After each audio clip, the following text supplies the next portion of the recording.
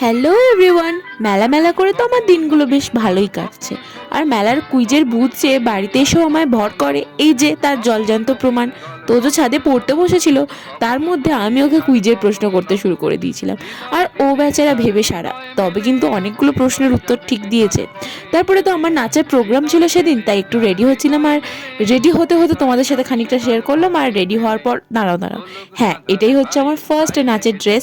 সেদিন মেলাতে আমি তো প্রায় 8টা নাচ করেছিলাম, তার মধ্যে একটু একটু নাচের ক্লিপ আমি তোমাদের সাথে শেয়ার করলাম, মানে যতটাই ছোট ভিডিওতে করা যায়। মানুষ এই ঠান্ডার মধ্যেও কি করে এত ঘামতে পারে তার জলজান্ত উদাহরণ হচ্ছে একমাত্র আমি।